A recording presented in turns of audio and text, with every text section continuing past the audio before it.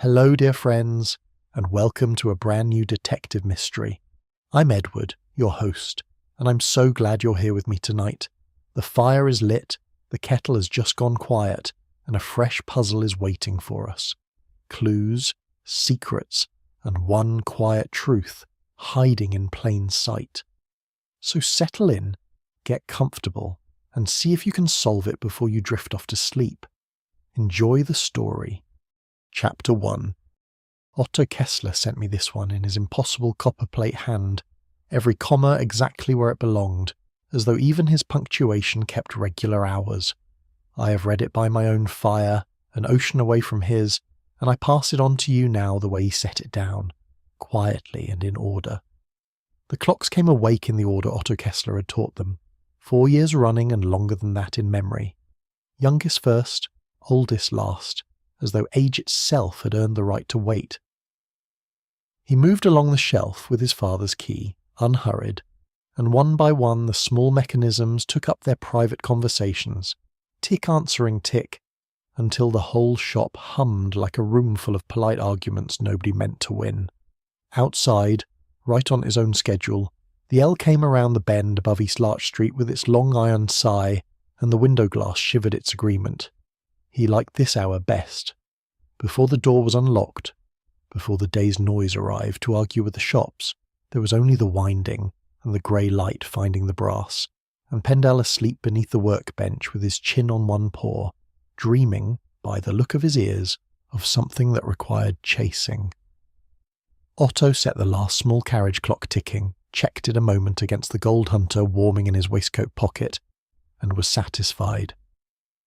At the wall centre, between a French mantel clock and an English bracket clock, one clock did not join the chorus. It never did. Otto dusted the stopped Black Forest clock the way he dusted all the others, no more and no less, and did not look at it any longer than that. Some mornings that took discipline. This morning it did not, and he was grateful for the difference. In the small private way a man is grateful for an ordinary hour. The shop bell went at 5 minutes past 8 by the clock over the door, which meant, in the manner of these things, that Peggy Malone had arrived precisely on time by her own reckoning, and 5 minutes late by everyone else's, and did not yet know it, and never would, because the clock she trusted was the one Otto had quietly set forward long ago and never once mentioned since. "Morning, Mr. K," she said, unwinding a scarf the colour of a stoplight and hanging it on the hook that was hers alone. "Snow's coming down like it's got somewhere to be. You wound them all already. You always win." "It is not a contest, Fräulein Malone." "Everything's a contest. You just don't like admitting when you lose one." She dropped into the chair behind the appointment book, blew on her hands, and produced from her handbag a small grey pamphlet with a broken spine, which she propped against the telephone and frowned at as though it had personally wronged her. "Shorthand again," Otto observed, not asking. "Shorthand again. Exam's coming, and my hooks and my loops look exactly the same, which the instructor tells me is a problem since one of them means invoice, and the other means something I'd rather not say in a place of business." She turned a page, sighed at it, and turned it back. "Don't look at me like that. I'll pass. I always pass things I'm scared of. It's the things I'm not scared of that get me." Pendle woke enough to thump his tail twice against the floorboards, decided the hour did not warrant further comment, and went back to sleep. Otto set the workbench lamp burning against the grey morning and drew toward him a lady's wristwatch left the previous afternoon by a woman from the avenue who had complained, with some heat, that it lost 4 minutes every day and no jeweller in the city could tell her why. He turned it in the light and thought, not for the first time, that most people who came to him with a broken watch were really asking a larger question and did not know it.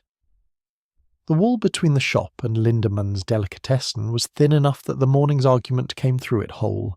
Frau Lindemann's voice, and beneath it a fainter, aggrieved one Otto did not recognise, rising and falling over the correct proportion of almond in a proper stollen, a subject on which Frau Lindemann apparently regarded herself as the last honest authority left in Yorkville.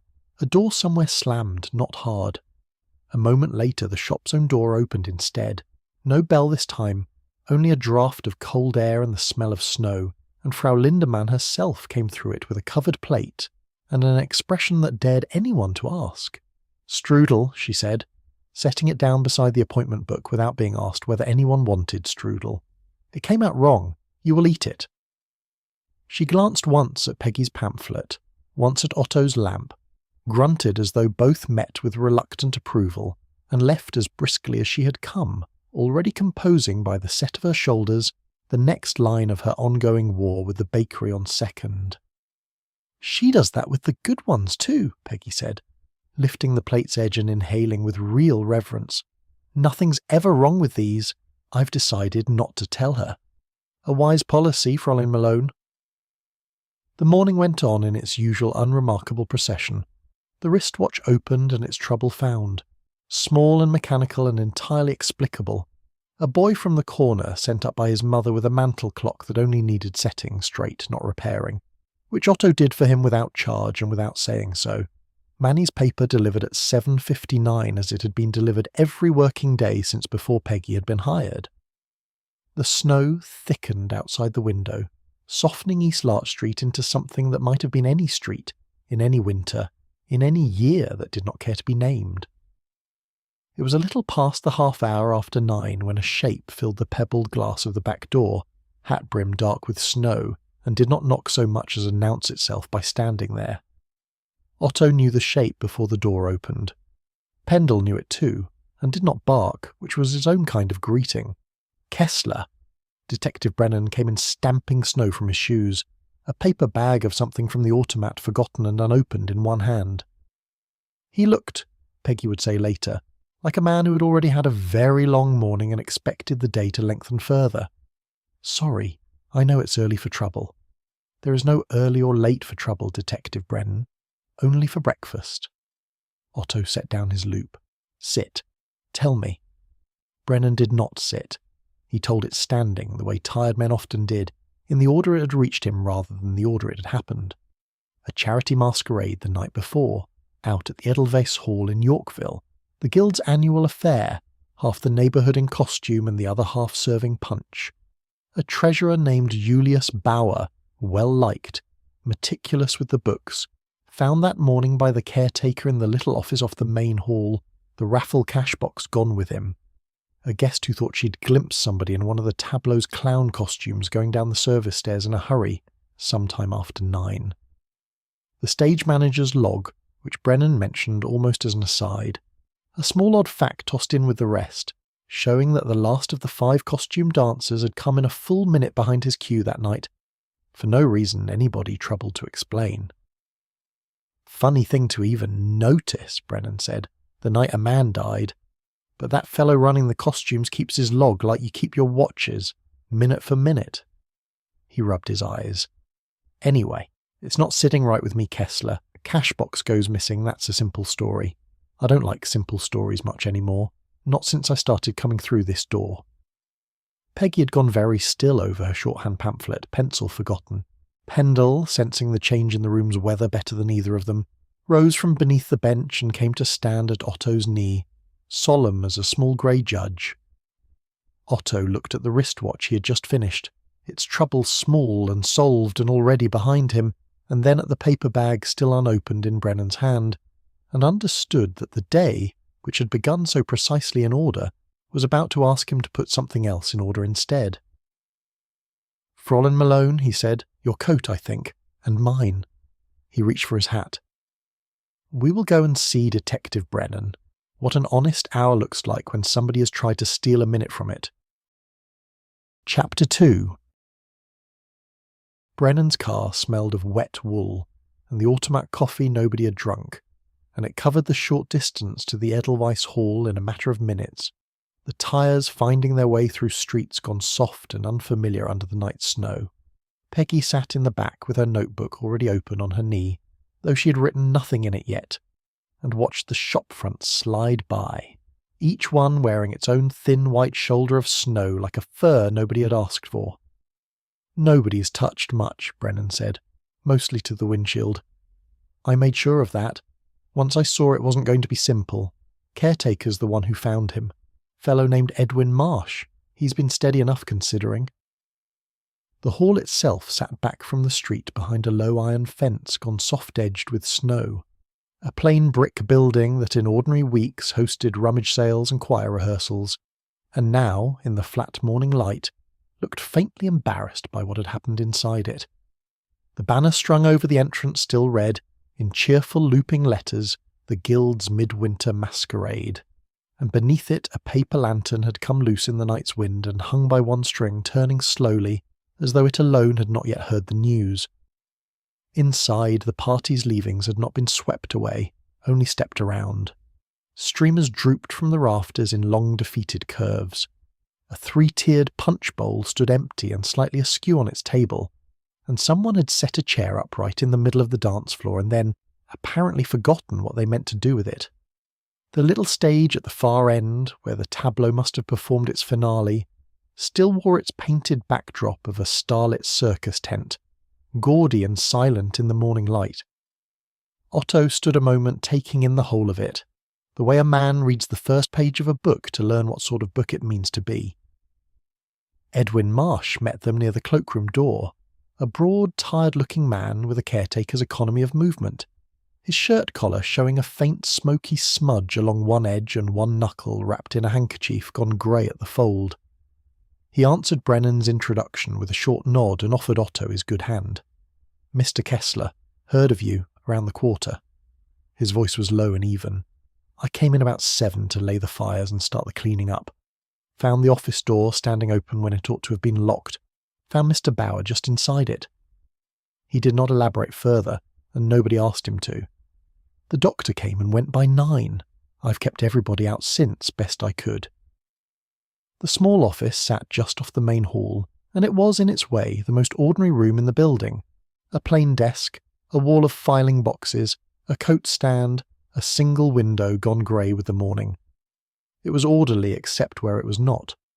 A ledger lay closed on the blotter, squared with a precision that seemed almost to mock the room around it. Beside the desk, a chair had gone over and been set right again by careful hands, and on the floor near the safe stand, where a small lockbox had evidently sat chained through the night, there was only the chain itself, cut clean and coiled like something shed. Otto crouched by it without touching it, and Brennan, behind him, said nothing, which was its own kind of respect. "The cash box is what's missing," Brennan said at last. "Raffle proceeds. Ought to have been near $200 in it, by the treasurer's own count from last week." He rubbed the back of his neck. "A guest going home late says she saw somebody in one of the dance costumes, the clown get-up, going down the service stairs in a hurry sometime after 9. That's the whole of what we've got that isn't a locked door and an empty chain." "A locked door," Otto said. "That was not locked. That's the part I don't care for either." Otto rose, took one slow turn about the little room without touching anything else in it, and came to rest at last by the window looking out at the hall's side yard where the snow lay unbroken, except for a single set of footprints leading toward the service stairs and none that he could see leading away. They found Peggy in the cloakroom, where she drifted while the men talked, drawn there the way she was always drawn to whoever in a room seemed most in need of company. A girl of perhaps 19 sat on an overturned trunk with a coat-check ledger of her own open on her lap, dry-eyed but pale, and Peggy had already got a cup of something warm into her hands from somewhere. "This is Nettie," Peggy said. "She kept the coats. Nettie, tell Mr. Kessler what you told me. Start from when you opened up." Nettie told it plainly, in the manner of someone who had already told it twice that morning and found the telling steadied her. "Coats from 6:30, she said, and the raffle tickets sold at her little table alongside them, since she'd offered and nobody minded. Frau Lindemann had come through around 5 with a tray for the kitchen and stopped to complain cheerfully about somebody's oven. The costume trunk had come up from Bramwell's, the costume house down in Midtown, delivered that afternoon. 6 pieces in it, she said. 5 for the dancers and the 1 spare, sir, as always, since Bramwell's never sent a set without an extra folded in beneath the rest, in case a seam gave at the last minute. And near the end of the evening, she went on, she'd stepped away from her table for a few minutes to fetch more Stollen next door, since Frau Lindemann had promised her a slice if she came before it was gone, and when she'd come back the hall was thinning out and everyone was saying good night. 6 pieces, Otto said, not underlining it. only setting it beside the rest of what she had told him, the way a man sets one more small stone on a wall he's still building. And how many pieces went back into the trunk at the evening's end? Nettie considered this with the frown of someone doing careful arithmetic against her own memory. I couldn't rightly say, Mr. Kessler, I wasn't thinking to count them at the time, only that it seemed a bit of a jumble in there packing up. More of a jumble than usual, she shrugged, apologetic. It didn't seem to matter with everything else that had happened. It may not, Otto agreed gently, matter at all. He said it kindly and meant Peggy would reflect later, exactly half of it. They left the hall a little before 11, the snow beginning again in the thin, unhurried way it does when it has all day to finish its work. Brennan walked them to the car and stood a moment with his hand on the door, not yet opening it. So, he said, simple story or not? Not simple, Otto said, but not yet honest either. A story that is missing pieces is easy to mistake for a story that is finished. He settled his hat against the weather.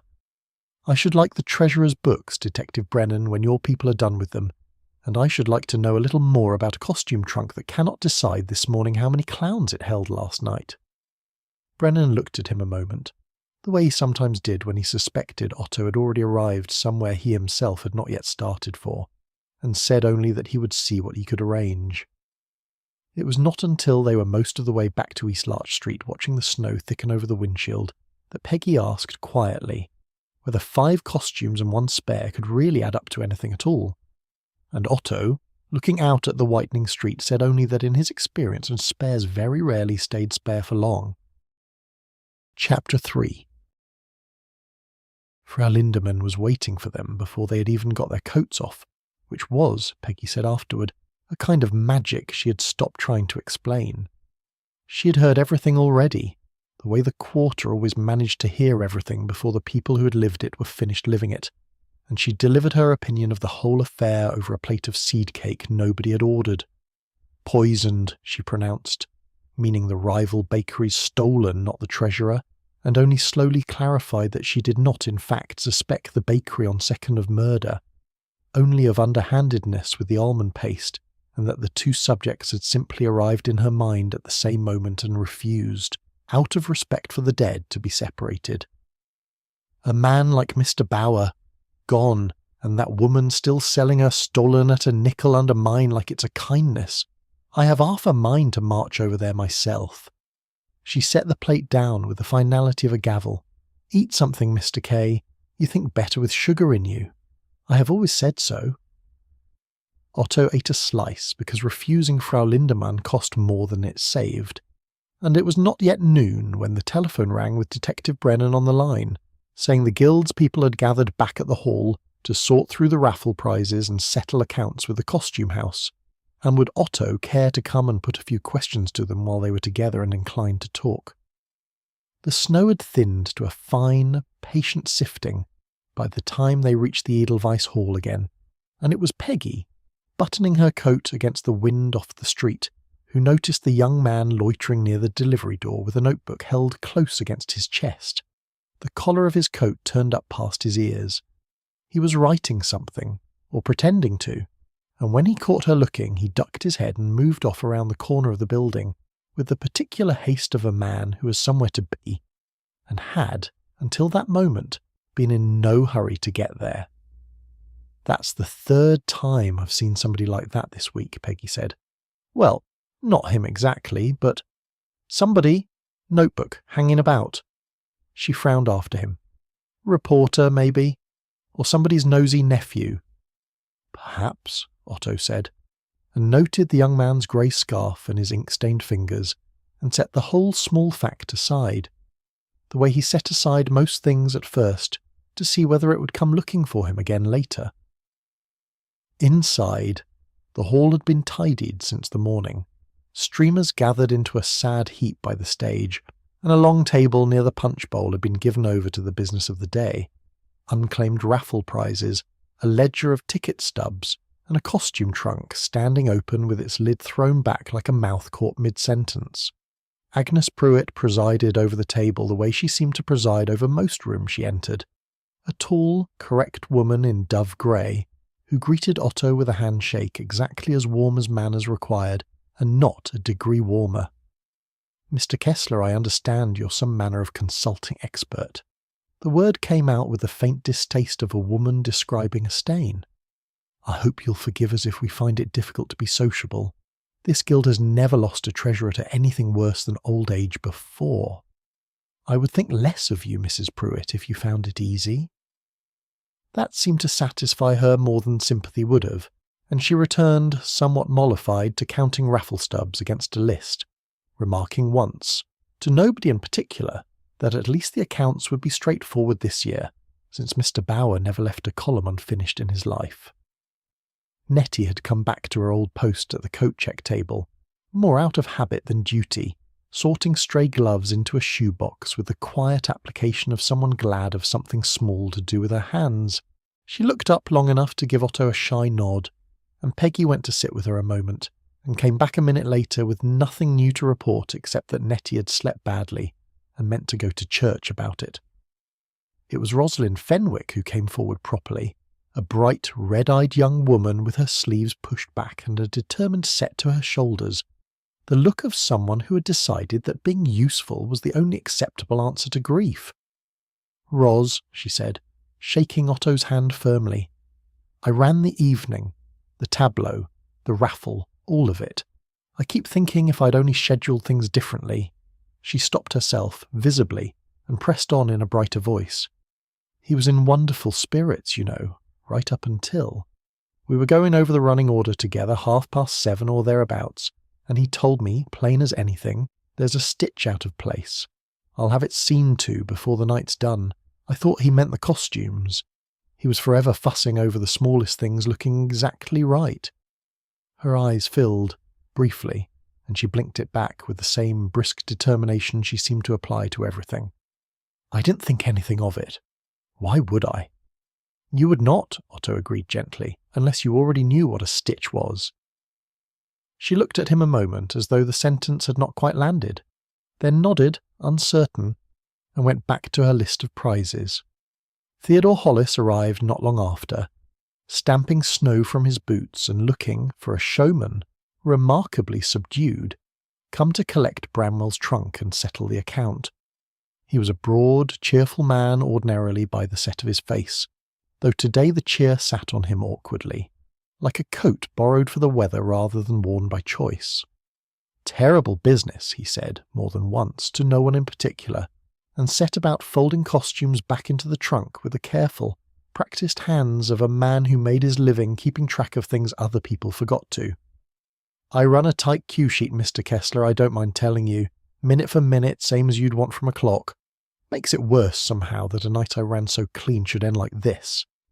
Last to appear, hovering at the edge of the group with a stack of ledgers clutched to his chest like something he was afraid to put down, was a thin young man of perhaps 24, his eyes red-rimmed behind his spectacles, his collar slightly askew in the manner of a man who had dressed that morning without quite noticing what he was doing. "Walter Krantz," Ross said, drawing him gently forward by the sleeve. "He kept the books with Mr. Bower. Practically his own boy, weren't you, Walter?" "He taught me everything," Walter said, and his voice caught on it, unguarded and entirely without performance. I keep thinking someone ought to finish squaring the accounts since he can't. It seems the least anyone can do for him." He looked at Otto with an earnestness that asked plainly to be given something useful to carry. "If there's anything I can do to help find who did this, Mr. Kessler, anything at all, you have only to ask." "I will remember that you offered," Otto said, and meant it kindly, and filed it away without comment among the rest of the morning's small facts. It was while they were gathering to leave that Peggy touched Otto's sleeve and nodded discreetly toward the cloakroom where Edwin Marsh stood half-turned from the room, scrubbing at his shirt collar with a dampened handkerchief in the quick, private way of a man tidying himself before he thinks anyone is watching. He caught Peggy's eye a moment later, went still and returned to his sweeping without a word, as though the collar had never troubled him at all. Otto said nothing about it in the car, only watched the snow settle over the hall's roofline as they pulled away thinking, in the unhurried manner of a man assembling a clock from a box of unfamiliar parts, that he now had 5 people who had each told him something true, and not one of them, so far as he could tell, had told him the whole of it. Peggy, beside him, was quiet for once. Her notebook closed on her lap, and it was some minutes before she spoke again. "They all liked him," she said. "Really liked him, I mean. You can usually tell when people are just saying the proper thing." She looked over at Otto. "Doesn't that make it harder?" "It makes it sadder, Fräulein Malone," Otto said. "Whether it makes it harder, we will know only when we have found who did it." He watched the last of the Edelweiss Hall's paper lanterns swing past the window and out of sight, and said nothing further the rest of the way home. Chapter 4. Detective Brennan was as good as his word, and by the time Otto came down to open the shop the next morning, a boy from the precinct had already left the treasurer's ledgers wrapped in brown paper on the back step, snow settling on the string like a small deliberate decoration. Otto set them on the bench beside the wristwatch he had not yet returned to the woman from the avenue, wound the clocks and decided over the first quiet half-hour of the day that the books could wait for lamplight and a clearer head, and that the living had more to tell him this morning than the columns did. "Errands," he told Peggy, when she came in 5 minutes late by her own clock and precisely on time by his. "Several of them. Fetch your coat."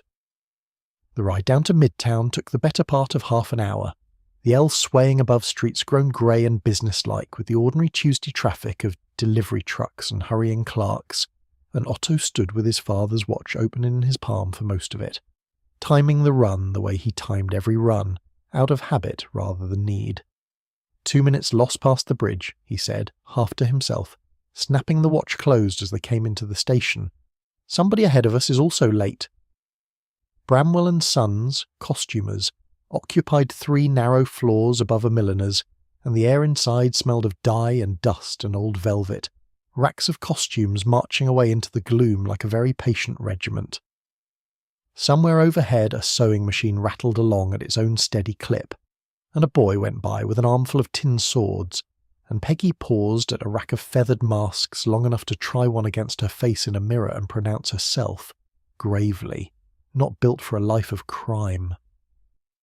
They found Ted Hollis up a ladder sorting a shipment of Harlequin ruffs, and he came down looking, in his own shop, more like himself than he had at the hall, cheerful again, if still a little subdued around the eyes. "Mr. Kessler, didn't expect you down here." He wiped his hands on his apron. "Come about the trunk?" "About the evening it went out," Otto said. "You keep a close account of your costumes, Mr. Hollis. I wondered whether you kept as close an account of everything else that passed through your hands that night." Ted's employer, a stooped, silver-whiskered man introduced only as old Mr. Bramwell himself, chose that moment to pass through with an armful of feathered hats, and remark, not unkindly, that Ted's deposit ledger had been running a little thin these last few months, and perhaps the young man ought to square it up before somebody less patient than himself noticed. Ted went a careful shade of red and said he'd see to it directly, and when Bramwell had gone he admitted quietly to Otto that he'd been letting a few damage deposits slide past uncollected and meaning every week, to make it right before anyone missed the money. "It's nothing to do with the hall," he said. "I'd stake my position on that. I only mention it because I'd rather you heard it from me than guessed at it and thought worse."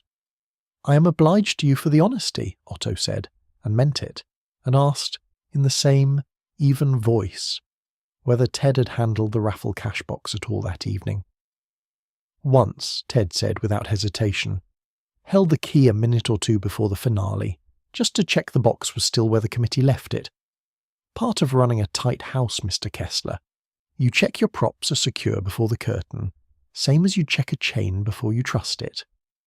He said it so plainly, so entirely without guile, that it took Peggy a full block of walking afterward to remark, low, that it was a funny thing for a man to mention so easily, holding the very key to the very box that went missing that same night. "It is," Otto agreed, "which is why I do not yet know what to make of it." The return ride cost them a little under half an hour, the snow beginning again somewhere over the bridge, and they came back into Yorkville by way of the Guild's small downtown office, where Agnes Pruitt was found presiding over a card table with 2 other women of a certain age, a pencil and a much-erased score pad between them, a pot of tea gone cold and forgotten at her elbow. She closed the pad rather too quickly at their approach, in the manner of a schoolgirl caught passing notes, and one of her companions, a Mrs. Ostrander with no discretion whatsoever and a laugh that carried through 2 walls, said that Agnes needn't bother hiding it, since everyone at the table already knew she'd dropped $4 to the Ferris woman on Thursday and would likely drop 4 more before the month was out. Agnes went the colour of her own dove-grey coat and said, with great dignity, that a lady's bridge losses were her own affair and nobody else's business, thank you, and gathered the score pad to her chest as though it were a good deal more incriminating than it was. Otto agreed with her entirely and asked no more about it, though he noted, as he noted most things, that shame over $4 sat very differently on a person than shame over 200, and that a woman who blushed this readily over a card table was unlikely to have kept a darker secret quiet for long. It was walking back toward the shop, the light already thinking of failing though it was not yet 4, that Peggy remembered herself and stopped short in the middle of the pavement. "I never told you," she said. "I was at the masquerade myself, only for an hour or 2. Nettie asked me to help her with the coats since she was short-handed, and then Roz roped me into a dance because they were short a partner for poor old Mr. Dunphy from the choir, who counts out loud while he dances, 1, 2, 3, 1, 2, 3, the whole floor could hear him." She was laughing now in spite of herself. "I nearly lost my shoe twice, and I remember, this is nothing I'm sure, but I remember young Walter stepping out around 9 and coming back looking pink as a boiled ham, and everybody teasing him he'd had too much of the punch, which was terrible punch, I'll say that for it, practically all rind." 9, Otto repeated mildly, filing it beside the rest without any particular weight given to it. And he did not say where he had been. Why would he? Nobody thought a thing of it. It's the sort of thing you forget by the next morning. She frowned, uncertain now why she had remembered it at all, and Otto did not tell her. They passed the Edelweiss Hall on their way home, dark now and locked for the night, and found Edwin Marsh outside it shoveling the front walk in the last of the light, his bandaged knuckle plainly visible above his glove, each time he threw a shovelful clear of the steps. Peggy, who could not help herself, asked him outright how he'd come by it. "Coal chute," Edwin said, not looking up from his shovel. "Slipped a wrench. Happens most winters." He said it evenly enough and went on shoveling, and there was nothing in the answer a person could rightly call a lie, and nothing in it either, that quite finished the sentence it seemed to be starting. He worked a moment longer in silence, then added, as though it had only just occurred to him to say it, that he hoped they'd catch whoever it was soon, for the guild's sake, and for Mr. Bowers, who'd always had a kind word for him, even on the coldest mornings. It was said plainly enough, and Otto thanked him for it, and neither of them mentioned the knuckle again. Otto wished him a good evening and walked on, and it was not until they were nearly home, the shop windows already glowing gold against the early dark, that Peggy asked whether he believed the wrench, and Otto said only that a wrench was easy enough to believe on its own, and that his difficulty tonight was not with any one small story, but with how tidily every one of them had been offered to him, one after another, all day, like coats already checked and numbered before he had thought to ask for them. Chapter 5. That evening, with the shop closed and the shutters down and Pendle stretched full length before the radiator like something poured there, Otto began the chronology properly. The L had gone quiet for the night, only the odd late run rattling past to remind the street it was still there, and the shop clocks kept up their small private conversation behind him, each a beat or 2 out of step with its neighbour in the way that had stopped troubling him years ago, since a room full of perfectly agreeing clocks was, in his experience, a room where somebody had been tampering. He worked the way he always worked, in copper plate, on the backs of old repair tickets, because a repair ticket was cut to the right size for a single fact, and Otto did not trust himself with anything larger. 1 ticket for the trunk leaving Bramwell's, 1 for its arrival at the hall, One for Roz's rehearsal with Ted, one for the treasurer's stitch out of place, one for Nettie's coats and Nettie's raffle stubs and Nettie's walk next door for stolen, though this last ticket he set down with a small frown, and did not yet pin it to the board above the bench. "You always start in the wrong order," Peggy said, watching from her stool with her own notebook open, ostensibly for shorthand practice, though Otto had long since noticed how often her pencil moved when nobody was speaking German proverbs at her.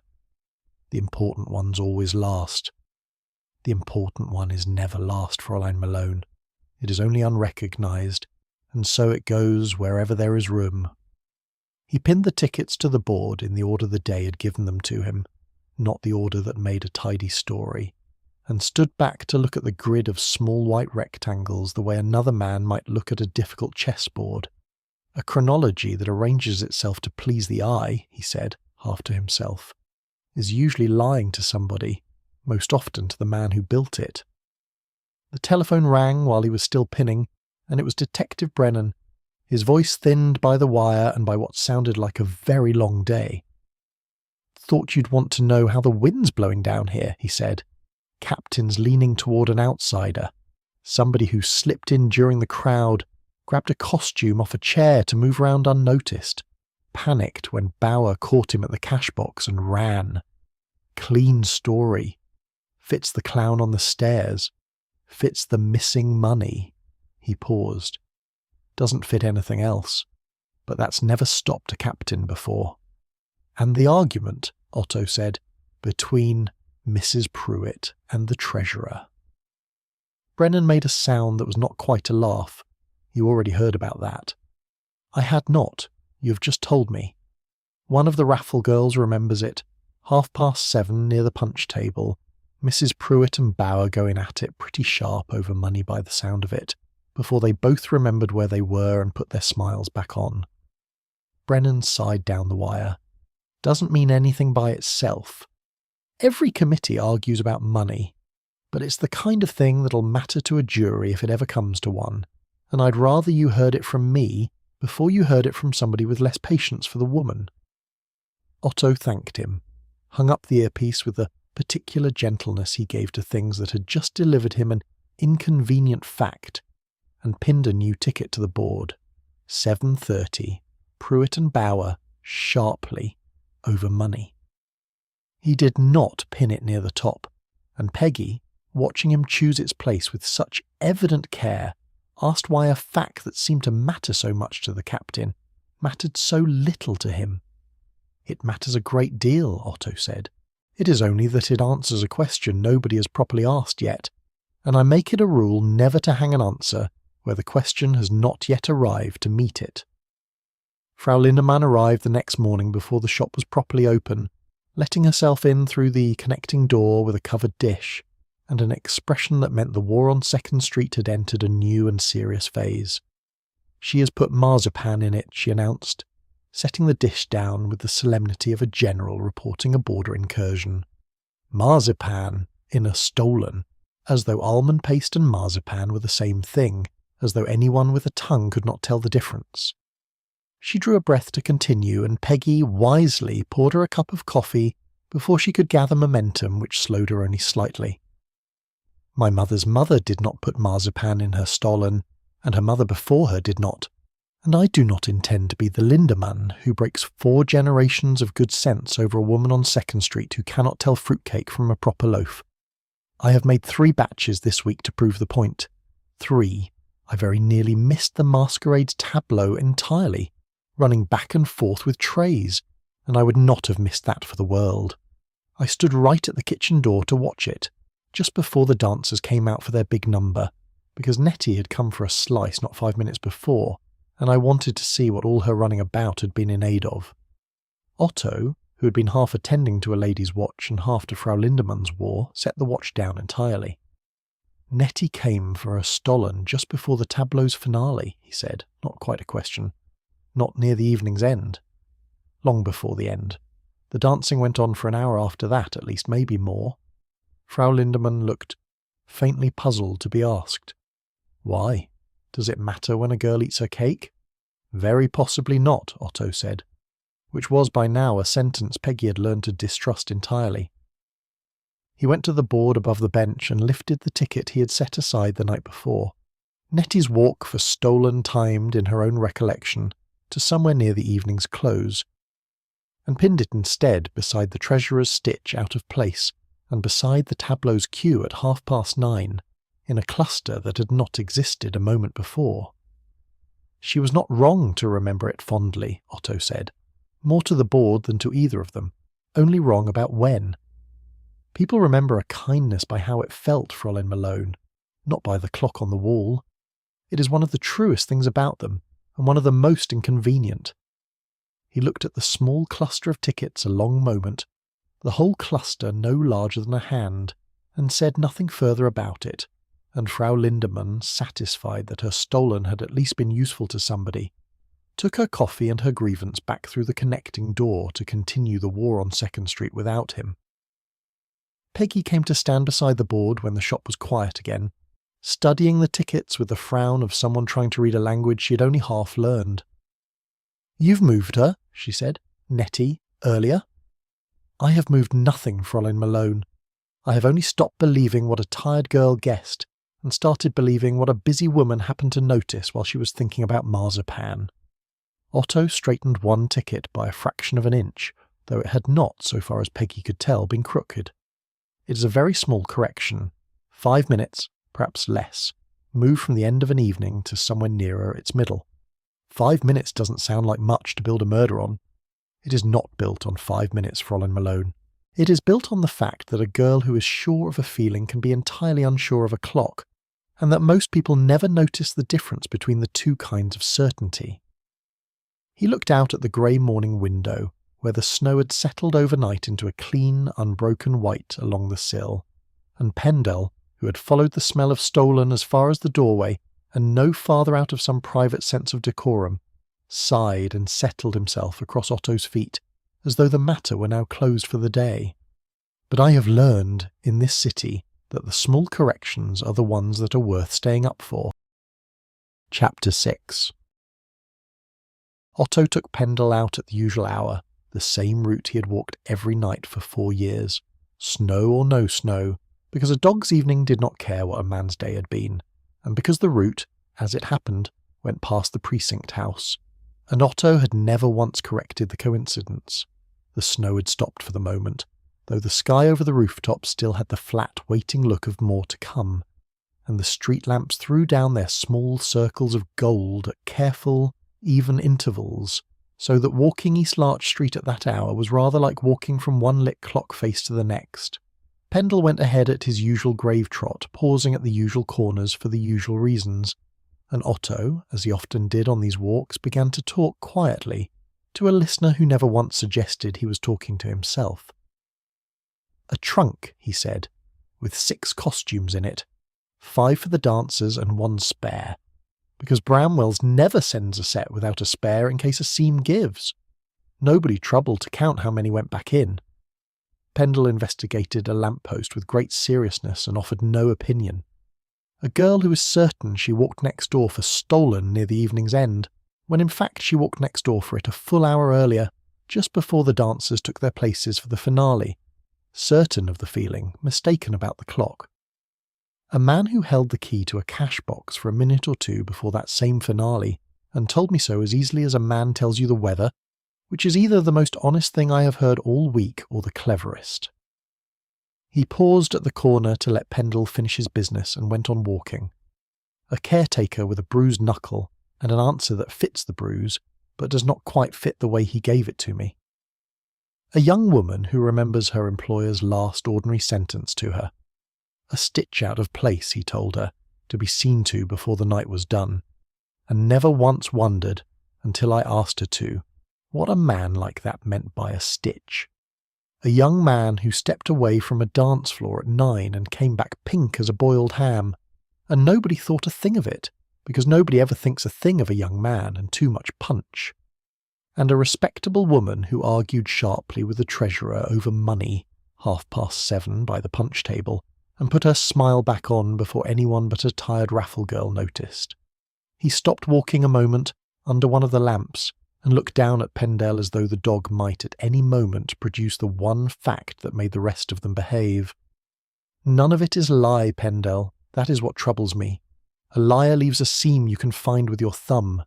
What I have instead is 6 or 7 small truths, each one perfectly honest, and not one of them willing to sit still long enough to be counted." Pendle sighed, which in that dog passed for agreement, and they walked on, past the darkened window of a tailor's shop and the shuttered front of the newsstand where Manny would be back at his post by 7, faithful as the tide. "There was also the matter of a minute," Otto said, more slowly now, working it out as he spoke rather than reporting something already settled. "The dancers had their cues, timed to the hall clock, rehearsed and rehearsed again, and on the one night it mattered, the last of them came in late by a single minute. A trifle. The sort of thing a stage manager mentions only because he is proud of running clean on every other night." He shook his head slightly, as though shaking loose a thought that had not yet finished forming. "I do not yet know what a lost minute has to do with a lost cash box, Pendle. But I have never in my life met a lost minute that turned out to have nothing to do with anything." Pendle, uninterested in minutes of any denomination, discovered something of great importance beneath a snowdrift and pursued it with his whole low body until Otto called him gently back to heel. The precinct house came into view at the end of the block, its windows yellow against the early dark, and Detective Brennan himself came down the steps as they approached, hatless despite the cold, which was never, in Otto's experience, a good sign in a man who minded the weather as much as Brennan did. "Kessler. Good. I was about to send a boy round." He fell into step beside them without being asked, the way he always did on these walks, as though the arrangement between them had been agreed upon long ago and needed no renewing. "There's been a break-in, out at the hall, sometime last night." "The cash box is already gone," Otto said. "There is little left to steal." "That's what I thought too until I heard what actually went. Bauer kept a locked drawer in that desk, separate from the ledger we sent you. His own working papers, private notes he'd been keeping on the audit. Nobody thought to force it the first morning since it looked like an ordinary desk drawer and we had a dead man and a missing cash box to occupy us. Somebody forced it last night. Whoever it was left the ledger, left the raffle stubs, left everything a person after money would have wanted and went straight for a drawer of a dead man's handwriting." Otto walked on a few paces in silence, turning that over the way he turned over a stubborn escapement from every side before committing himself to a tool. "An outside thief," he said at last, "wants money. He does not know a locked drawer exists, and would not trouble himself with it if he did. This was not a stranger, Detective Brennan. This was somebody who knew precisely what that drawer held, and precisely how dangerous it had become to leave it where it was. That's my reading too. Captain's less convinced. Captain likes his outsider." Brennan rubbed the back of his neck, an old habit Otto had learned to read as tiredness rather than doubt. "One more thing while I'm handing you troubles. That stage manager, Hollis. I had a man check his log against the rehearsal nights just to be thorough. Every other night the finale ran clean to the second, not once behind. This is the only night in the run it lost a minute. He said it lightly, almost as an afterthought, a small, tidy fact offered up among the larger ones, and did not linger on it, and Otto did not linger on it either, though he set it carefully in the part of his mind where he kept the things he intended to return to. "A Mrs. Pruitt," Otto said. "Has your captain's interest in her grown, or only mine?" "Both, if I'm honest. Somebody at the hall says she came back to the building later that same evening, after most everyone had gone, said she'd forgotten her gloves. Might be true. People forget gloves." Brennan shrugged, though it was not a careless shrug. "Doesn't sit easy next to an argument about money and a dead treasurer, though, does it?" "No," Otto agreed. "It does not sit easy anywhere just yet. That is rather the trouble with this whole evening, Detective Brennan. Nothing in it will sit down." They walked the rest of the way to the precinct's corner in a companionable quiet, Brennan peeling off at last with a tired good night and a warning to bundle the dog up well, and Otto turned back toward East Larch Street with Pendle trotting steady and unhurried at his heel, the snow beginning again in small unbothered flakes that caught the lamplight one at a time before settling. He did not hurry either. There would be time enough, he thought, once he was home and the shop was quiet, to add 2 new tickets to a board that already held rather more truths than it knew what to do with, and to wonder, without yet deciding which of them had been left there to be found, and which had simply been careless enough to leave themselves behind. Chapter 7. The captain, Brennan reported over the telephone the next morning, had decided he liked Edwin Marsh for it after all. A caretaker with a bruised hand and no better explanation than a slipped wrench. The same man who had found the body and therefore, in the tidy arithmetic of a busy precinct, the man most conveniently already in the room. There would be no arrest yet, Brennan said, only a stronger conversation, which was the precinct's polite phrase for the beginning of an injustice nobody had quite decided to commit. "He is a foreigner in this city twice over, Detective Brennan," Otto said, more quietly than he felt it. "Once because he is poor, and once because nobody troubles to learn a caretaker's whole name. It is very easy to suspect a man nobody has properly looked at. I have some small experience of it myself. I know it, Kessler. That's why I'm telephoning instead of just letting it happen." Brennan sighed down the wire. "Give me something better than a wrench, and I'll give the captain something better to chase." Otto set down the earpiece and stood a moment by the shop window, watching the early snow gather along the sill in its patient, unhurried way, and thought that a man could spend 40 years learning a city's timetables and still be caught out once in a while by how quickly it could turn on somebody who had never once been late for it. It did not take the whole of the morning. The coal yard that supplied the Edelweiss Hall kept its own delivery book, and the man who ran it remembered, without being prompted very hard, sending a boy round that same week to help a caretaker free a damper that had stuck fast with clinker, and remembered too lending a wrench for the purpose that had come back a day later, with a note of thanks and, if he recalled it right, a bit of a bruise mark on the handle where somebody's hand had slipped. The terrier's owner was easier still to find, since she had been telling the story to anyone who would listen for a week already. A small, indignant animal named Baron, who had bolted through the service door at the height of the masquerade, and led Edwin Marsh a merry chase down 2 flights of stairs and halfway round the block before being recovered, damp and delighted, from beneath a delivery cart. He'd never have caught him at all if he weren't half sprinting, she told Otto, laughing at the memory even now. Came back with his collar half undone and his hand scraped raw from the railings. I offered him $1 for his trouble and he wouldn't take it. Said it was nothing. That's Mr. Marsh all over. Otto thanked her and thanked the coal man, and stood a moment in the cold, considering how easily a whole man's trouble could be undone by 2 people who had never met each other, each holding a separate corner of the same small truth, without knowing the other corner existed. That, he thought, was very often how the innocent were saved, when they were saved at all, not by any cleverness of their own, but by the ordinary habit of a city that could not help remembering things. He telephoned Brennan from the corner drugstore before he had even finished buttoning his coat. A stuck damper and a runaway dog. Detective Brennan. Both independently remembered, both before either witness knew why I was asking. I do not think your captain will find much conversation left in Mr. Marsh once you have told him that. Ros, when they called at the guild office that same afternoon to return a raffle stub Nettie had misfiled, added her own small correction without being asked. Ted always checks the props before a show. It's practically superstition with him. Locks, chains, whatever's meant to be secure, he'll have his hand on it once before the curtain, every single time. Ask anyone who's ever worked a cue sheet with him. She said it lightly, in passing, the way a person corrects a small misunderstanding about someone they are fond of, and it settled, quietly and without ceremony, a question Otto had been carrying since Midtown.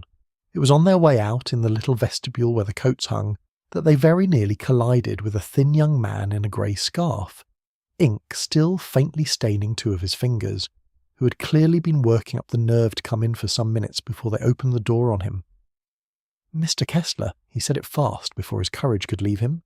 "My name is Frank Doyle. I write for the Courier. Small notices, mostly, weddings and charity teas. Nothing anyone reads twice. I think you've noticed me hanging about the hall this week, and I'd rather explain myself to you than have a policeman explain me wrongly to somebody else." He glanced past them, toward the office, and lowered his voice. "I've been coming to see Ros. We're engaged, though her aunt and the guild elders don't know it yet, and wouldn't be glad to.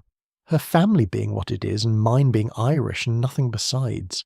I was scouting the hall for a piece on the guild's good works, true enough, but mostly I was waiting for the 10 minutes a day she could slip away and not be missed.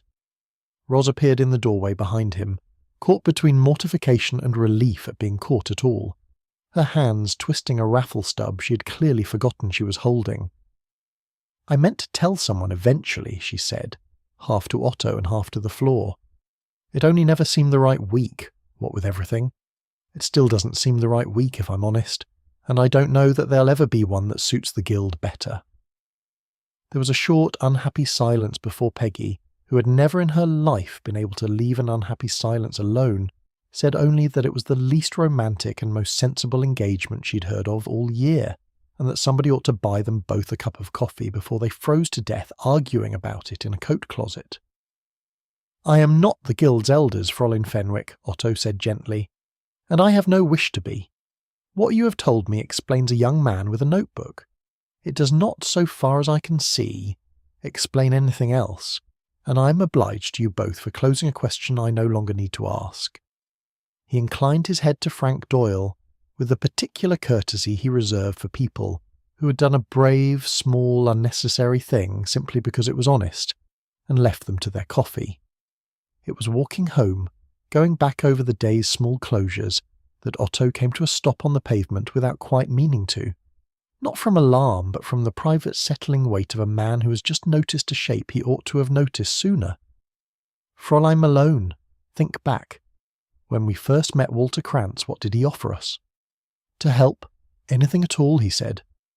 And at Bramwell's, when I asked Ted about the cash box, who had already mentioned the key to me unprompted the very same morning? Peggy frowned, working it back through her own memory. Walter did, at the hall. He said something about not wanting to point fingers, but that Ted had the only key that night and wasn't that worth mentioning. And this morning, when the captain's attention turned toward Mr. Marsh's hand, who was it, Detective Brennan told me, who had first remarked to a constable that the caretaker seemed awfully quiet about his knuckle? Peggy's face changed slowly, the way a room changes when a lamp is turned low rather than out. Walter, Otto agreed.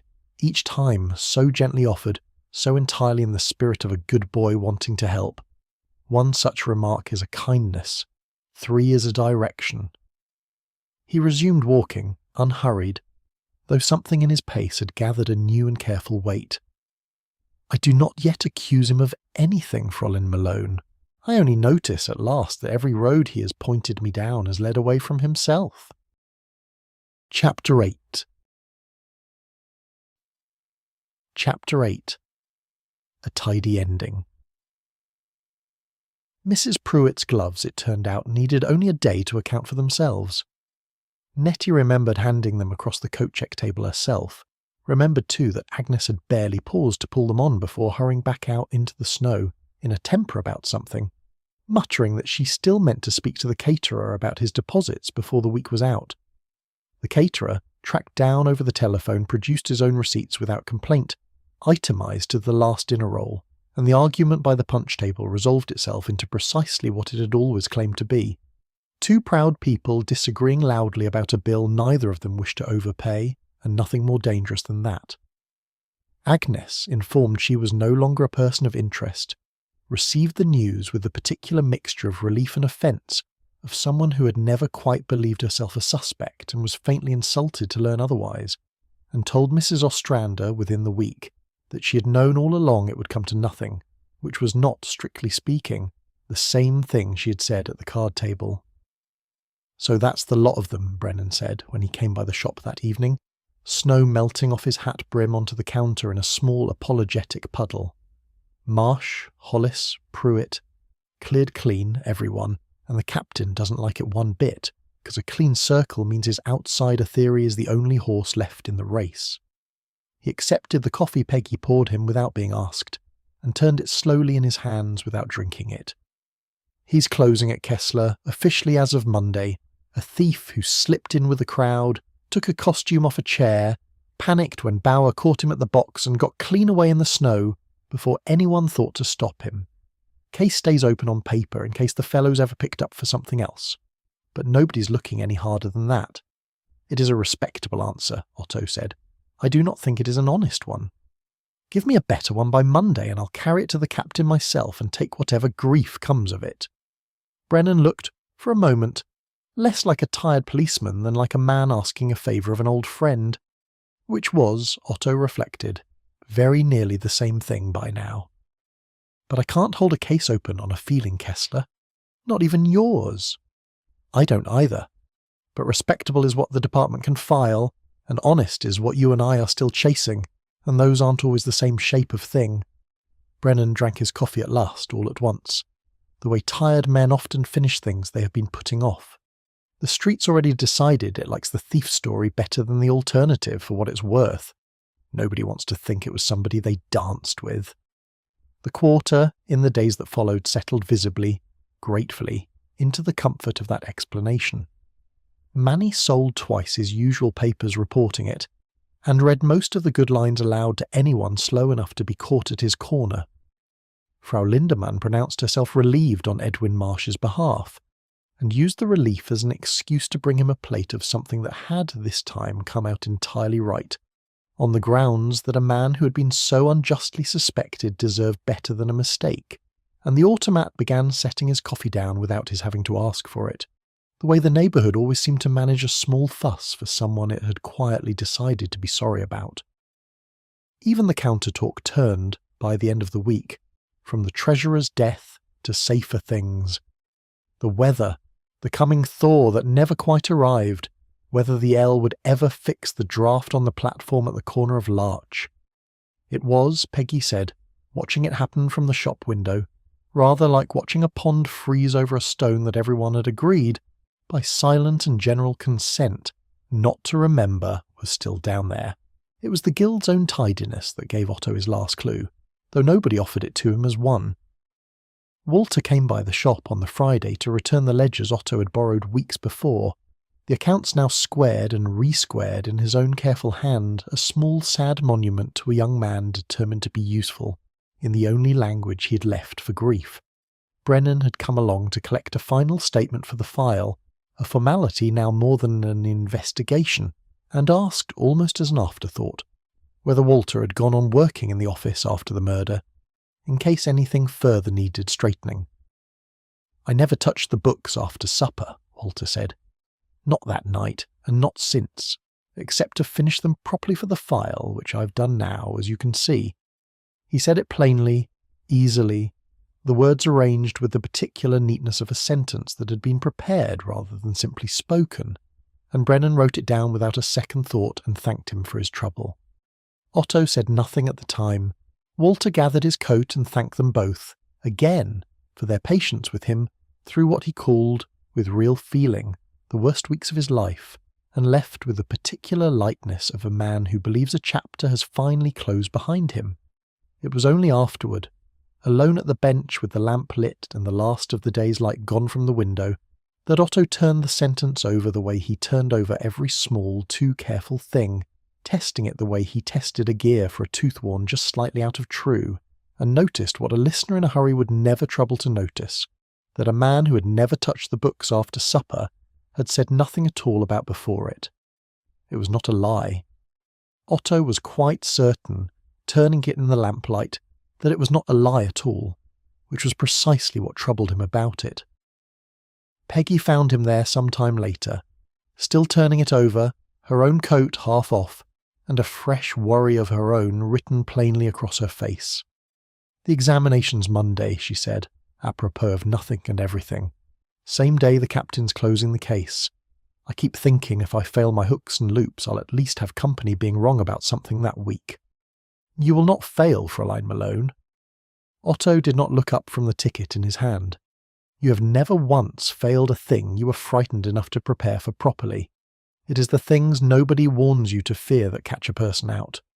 He pinned the last ticket to the board, beside a phrase in his own copper plate that read only, "Never touch the books after supper," and stood back to look at the whole crowded grid of small white rectangles the way a man looks at a clock whose hands have finally, after long silence, begun to seem as though, they might agree with one another. That night, on the usual walk, with the snow falling steady and unhurried, and Pendle trotting his usual grave circuit past the darkened shop fronts, Otto found himself telling the dog quietly that a case could be closed by a captain and still not be finished, and that somewhere in the whole tidy week just past sat 1 minute, only one, that no amount of respectable filing had yet managed to explain. A file could say what it liked about an outsider in the snow. It could not explain why a stage manager who ran his cues to the second, on every other night of a long and careful career, should lose exactly one of them on the single night a man was murdered 2 rooms away. He did not yet know what to do with it. He only knew, walking home through the quiet snow with an old dog at his heel, that he intended to keep it, exactly the way he kept every minute nobody else had thought worth keeping, until the day it finally agreed to speak. Chapter 9. He did not go up to bed. Pendle, shaking the snow from his coat inside the back door, looked once toward the stairs and once toward the workbench, and settled without any great surprise beneath the bench instead, since he had lived with Otto Kessler long enough to know which of the two was the more likely destination on a night like this one. Otto lit the second lamp, the one he kept for close work, and drew a fresh sheet of paper toward him. Not a ticket this time, but a whole page, because what he meant to do tonight was not add to the board, but read it, start to finish, the way a man reads a letter he has been carrying unopened in his coat for longer than he ought to have. He began, as he always began, at the beginning, because a chronology built from the middle was, in his long experience, a chronology built to flatter whichever fact had arrived first and loudest, and a fair copy owed nothing to loudness at all. 3 o'clock, the trunk leaving Bramwell's, 5 costumes for the dancers, and the one spare that never travelled without its fellows, because a costumer who has been in business as long as old Mr. Bramwell does not send a set into the world without a little insurance sewn in. 4:20, a young man arriving early to carry chairs, lingering near an office that did not yet need him. 7:30, a treasurer telling his social secretary, in the most ordinary voice in the world, that there was a stitch out of place, and that he meant to see to it before the night was done. A sentence about costumes to anyone who had not also spent 4 years watching that same man audit a column to the last cent. A quarrel over a caterer's bill, loud enough to be noticed, small enough to mean nothing, and dismissed properly days ago. Otto's pen did not hurry. 9 o'clock, a young man stepping away from a dance floor unremarked, the way a man steps away who has somewhere small and urgent to be. 9 and some minutes, a coat-check girl gone 4 minutes from her post to fetch a slice of stolen, not near the evening's end as her own tired memory had insisted, but square in the middle of it, established at last not by her own uncertain clock, but by a baker's certain one, anchored to the finale she had gone to watch. 9 and 10 by every reasonable reckoning, a trunk left briefly unwatched, its spare costume folded on top the way it always was, easiest to lift of the 6. He set the pen down a moment, not because he had lost the thread, but because he wished, before going further, to be entirely certain he was not inventing one. A cash box chained, its chain cut clean. A man returning to a dance floor some minutes later, flushed, blamed kindly on bad punch. A tableau finale, cued to the second on every rehearsal night of its run, and on this one night only, one dancer's entrance a full minute behind, because a boy backstage glancing toward the trunk in the last moments before his cue had seen what he took, in the confusion of costumes and shadows, to be a colleague already dressed, already there, and hesitated exactly long enough to lose the 1 minute nobody else in the building had thought to miss. Otto wrote the word once on the page, alone, in the centre of a circle of smaller facts. 6th. 5 dancers cued and accounted for. 1 spare, folded and ready, become for the space of perhaps 10 minutes. A 6th, uncounted, unremarked, moving through a building full of people who had all, that night, agreed without knowing it to see exactly what they expected to see. A party, a punch bowl, a run of harmless clowns, and nothing at all of the one among them who did not belong to the dance. He thought of the office as he had first seen it, the ledger squared too precisely on the blotter, the chain cut clean and coiled on the floor like something shed, the locked drawer nobody had thought to force the first morning, because a dead man and a missing cash box had seemed, that morning, quite enough for anyone to manage. He thought of a break-in that had wanted papers and left money, which was not the arithmetic of a thief, but the arithmetic of a man erasing his own handwriting, and of how much more afraid a person must be of a column of figures than of any policeman, to risk a second crime simply to silence the first. He thought of a young bookkeeper offering so gently and so often to help. Marsh's knuckle, Hollis's key, each small, unhappy suggestion so entirely in keeping with a good boy's wish to be useful, that it had taken Otto the better part of a week to notice that every road so offered led away from the one man doing the offering. And he thought, last of all, of a sentence given freely to Detective Brennan not 4 days past, arranged with the particular neatness of something rehearsed rather than remembered. I never touched the books after supper. True. Carefully, completely true. And entirely silent on the subject of the afternoon, when a young man had arrived early to carry chairs and lingered, by his own admission, near an office that did not yet need him. Otto sat back from the page at last, and for a long moment did not write anything further at all. It was not triumph he felt, turning the whole shape of it over in the lamplight.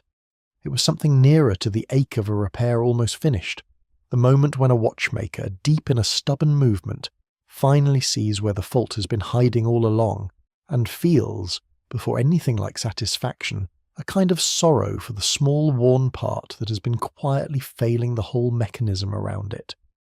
Walter Krantz had wept, real and unguarded, over a man who had taught him everything. Otto did not doubt the grief was true. He had simply come tonight to understand that grief and guilt were not opposites, and had never once been, in any city he had lived in, on either side of the ocean. Pendle stirred beneath the bench and settled again, and Otto reached down without quite meaning to, and rested a hand a moment on the dog's flank, feeling the small steady rise and fall of him in the quiet. A boy who wanted, more than anything, to still be useful to a dead man, he said, to Pendle, or to the lamp, or to no one in particular, and a debt that would not wait for him to find a kinder way of paying it. He looked at the fair copy before him, every fact now sitting where it belonged, none of them arranged to please the eye, all of them, for the first time since the snow had begun that first grey morning, arranged instead to tell the truth. It very rarely is the wickedest man in the room, Pendle. It is only ever the most frightened one, who ran out of time to be anything better. He folded the page once, carefully, and set it beneath the lamp rather than pinning it to the board, because a fair copy, once made, did not belong scattered among the working tickets any longer. Tomorrow he would telephone Detective Brennan and ask him to gather once more the small circle of people who had each told him something true that first grim morning at the Edelweiss Hall. Ros and Agnes and Ted and Edwin, and last and gentlest of all, Walter. And he would read them the day exactly as it had run, and give the guilty one the same dignity he gave everybody else, the chance to correct, for himself, the one detail that no longer needed hiding. He banked the lamp low, though he did not put it out, and sat a while longer in the near dark with an old dog's weight warm against his shoe, and the snow ticking faint and steady against the glass. The whole shop, for once, entirely quiet around him, as though even the clocks had agreed tonight to let a man think. Chapter 10. Chapter 10. The appointment. Otto asked Detective Brennan to gather them at 7:30, at the Edelweiss Hall itself, in the little office off the main room where it had all begun, because a chronology, he said, was always easiest to believe in the room it had happened in. It was, though nobody but Otto seemed to notice it, the same hour at which a treasurer had once told his social secretary that there was a stitch out of place, and he meant to see to it before the night was done. Otto had chosen the hour on purpose. He generally did. They came in out of the snow one by one, shaking it from their coats in the little vestibule, where Frank Doyle had once made his own nervous confession. Ros, pale and composed, Agnes dignified as ever, though a little less armoured than she had been a fortnight before. Ted Hollis, twisting his cap in his hands the way a man does when he's been called to a room he does not fully understand. Edwin Marsh, quiet and watchful near the door, as though old habit still expected suspicion to fall on him again before the evening was through. Walter came last, ledgers under his arm out of pure reflex, and took the chair nearest the door and thanked Peggy for it when she moved aside to let him pass, in a voice entirely without guile. Otto stood by the desk where Julius Bauer had once kept his books squared to the last cent, with the chronology's fair copy in his hand, and did not raise his voice at all. "I asked you here," he said, "because each of you gave me something true on the first morning I came to this hall, and true things, I have found, deserve to be heard again all together in the order the day actually gave them to us, not the order that would make the tidiest story." He looked round the small circle. "Mr. Marsh, your knuckle was never a mystery. Once a coal man and a very indignant terrier were troubled to remember their own evenings. I am sorry it took the department as long as it did to believe two honest strangers over one frightened glance." Edwin said nothing, but something in his shoulders loosened that had not loosened in a fortnight. "Mr. Hollis, a man who checks his props before every curtain is not a suspicious man. He is only a careful one, and this city has too few of those to spare any to a false accusation." Ted managed a small relieved laugh that did not quite land as a laugh. "Mrs. Pruitt, an argument about a caterer's bill is not a motive. It is only pride, which is a very different failing, and one I understand a good deal better than I understand murder." Agnes inclined her head and said nothing, which from her was its own kind of thanks. "That leaves the matter of a trunk," Otto said, and here his voice did not change at all, though the room did. He told it the way he had written it the night before, start to finish. 5 costumes for the tableau, and the one spare that never travelled without them. A treasurer's ordinary sentence about a stitch out of place, which had meant all along not a costume but a column of figures that would no longer add up the way he needed it to. A coat-check girl gone 4 minutes from her post, not near the evening's end as her own tired memory insisted, but square in its middle, anchored at last by a baker's certain clock rather than a witness's uncertain one. A trunk left briefly unwatched in exactly that window. A dance floor missing one young man for a handful of minutes, flushed and breathless on his return, and nobody troubling to wonder why, because nobody ever troubles to wonder about Punch. And a tableau finale, Otto said, cued to the second on every rehearsal night of its run, save one. On the single night that mattered, the last dancer entered a full minute behind his cue, because a boy backstage glanced toward that same trunk in the moments before his entrance, and saw, in the confusion of costumes and shadow, what he believed to be a colleague already dressed and waiting. He hesitated. He lost a minute nobody else in this building thought worth missing. Otto let that sit a moment, in the quiet, before he went on. 5 dancers, cued and accounted for. A 6th, uncounted, who was never meant to be seen at all, and very nearly wasn't. He turned at last, though gently, toward Walter Krantz. "A locked drawer was forced in this office some nights later, Mr. Krantz. Not the ledger, which had already gone to the police, but Mr. Bauer's own private working papers, the notes he kept while auditing a young assistant's columns. Nothing else in this room was disturbed. Money was left untouched. Only a dead man's handwriting was taken by somebody who knew precisely what it contained and precisely how little time remained to make it disappear." Otto's voice, even now, held nothing sharper than sorrow. "And you told Detective Brennan quite freely that you had never touched the books after supper. It was true. I do not think you have lied to me once, in the whole of this. I think you have simply been very careful, every time, to tell me only the part that was safe to tell." The room had gone very still. Ros had one hand pressed to her mouth. Walter had not moved at all. the ledgers still clutched against his chest the way they had been the very first day Otto met him. "I will not say the rest of it for you," Otto said quietly. "You have earned that much, at least, from 4 years of being someone's own boy. Tell us what happened before supper, Mr. Krantz. Only that. The rest, I think, we have already heard." For a long moment nobody in the little office breathed very loudly. Then Walter's shoulders came down all at once, like a man setting down a weight he had been carrying so long he had forgotten it was a weight at all, and he began, haltingly, to talk of a boarding house behind on its rent, and a mother too proud to ask for help, and small sums borrowed against the guild's columns that were always going to be paid back before anyone noticed, until the one man who would have noticed anyway, and asked, with more kindness than anger, only to see him after the dancing so they might set it right together quietly. He had not gone to that office meaning any harm in the world. He said this last part twice, as though saying it twice might make it truer than saying it once, and Otto, watching him, believed that he believed it, and found that this changed nothing at all about what would have to happen next, and everything about how gently it would be allowed to happen. Detective Brennan came forward at last, unhurried, and the whole of it was managed with a plainness that asked nothing further of anyone in the room.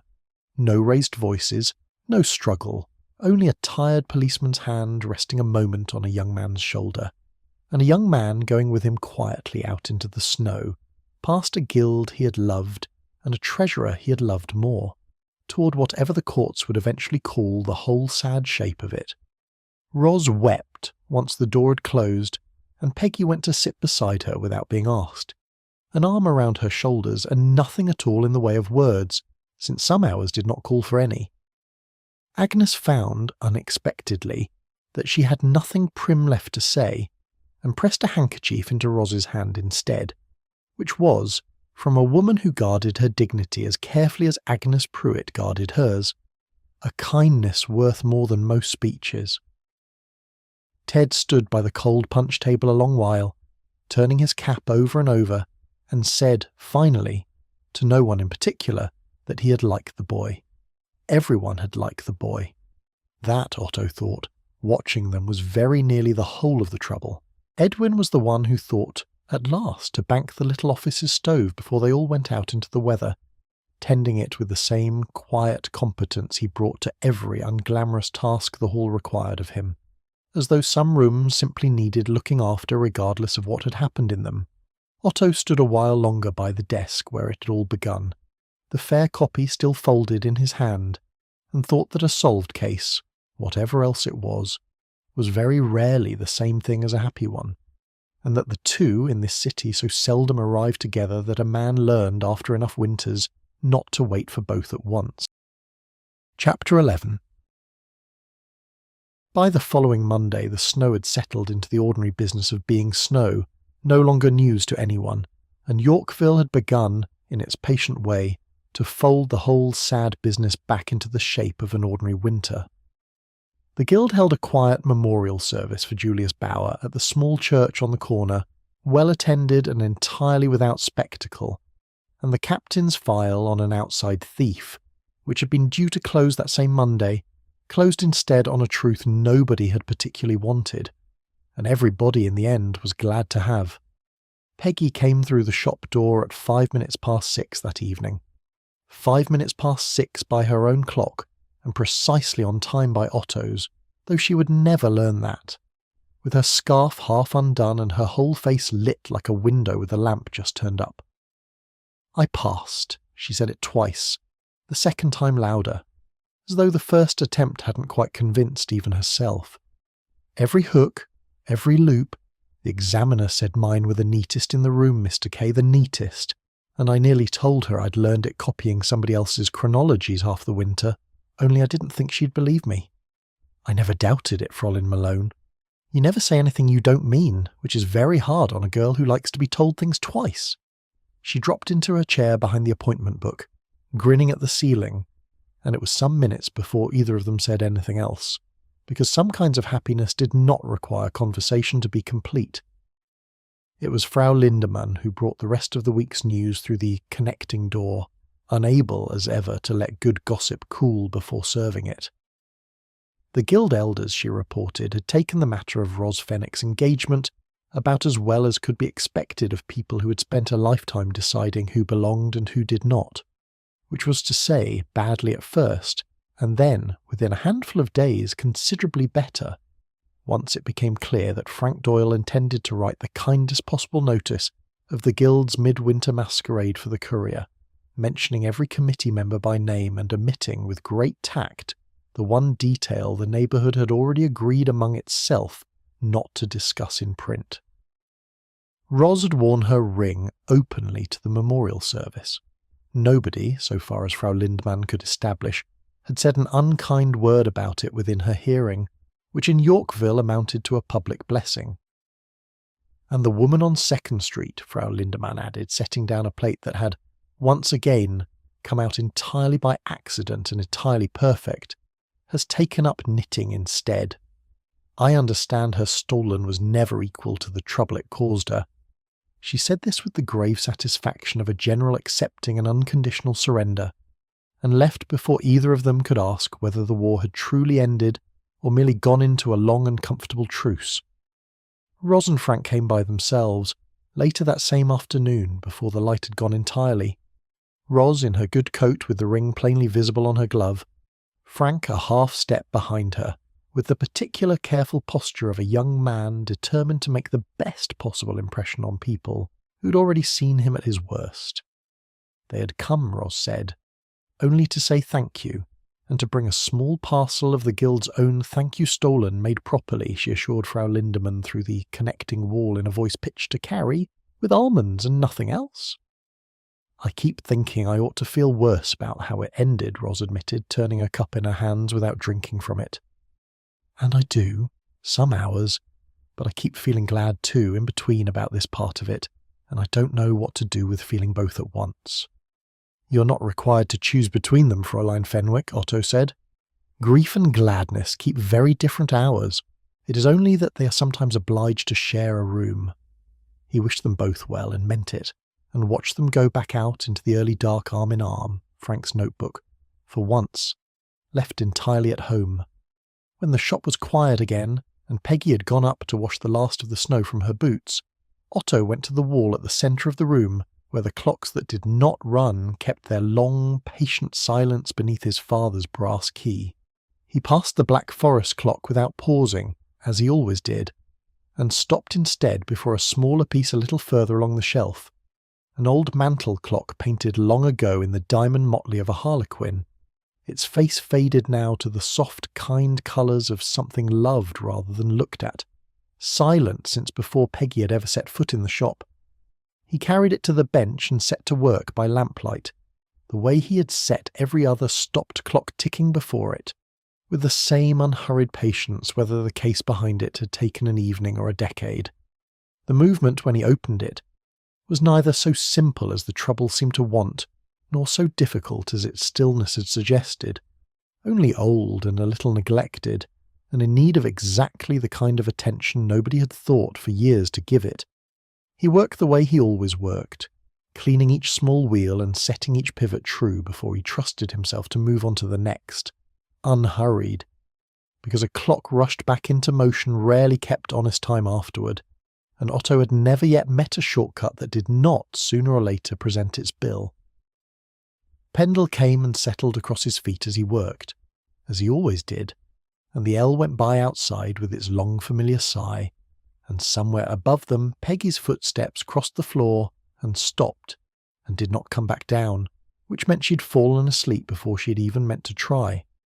The little harlequin clock took up its ticking at last with a small, bright, uncertain sound, like a voice clearing itself after a long silence, and settled, within a few beats, into the same steady rhythm as everything else on the shelf around it.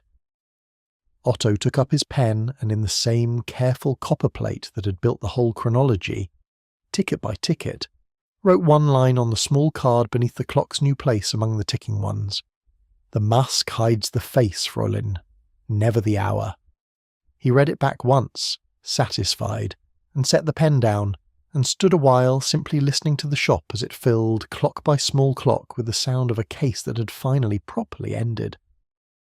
Snow moved past the window in its slow, unbothered way, catching the lamplight and losing it again. Pendle had gone fully to sleep against his shoe, one ear twitching now and then at some private dream that did not for once seem to require chasing. Somewhere above, Peggy slept the particular deep sleep of a girl who had passed an examination and closed a case in the same difficult week, and somewhere across the ocean. In a country that never needed naming, one clock on the wall stayed exactly as stopped as it had been that morning, and every morning, and Otto did not look at it any longer than he ever did, which was to say, for exactly as long as it took to remember gently, that some things are repaired only by time, and some only by leaving them entirely alone. The shop was full of ticking now, every voice in the room agreeing, more or less, on the hour. Otto banked the lamp low, gathered his coat from its hook out of habit rather than need, and stood a moment longer in the doorway between the bench and the stairs, listening to East Larch Street settle into the last hour before midnight, the L's last run rattling faint and far off, the snow ticking soft against the glass, a whole quarter of the city, for once, keeping perfect and undisturbed time.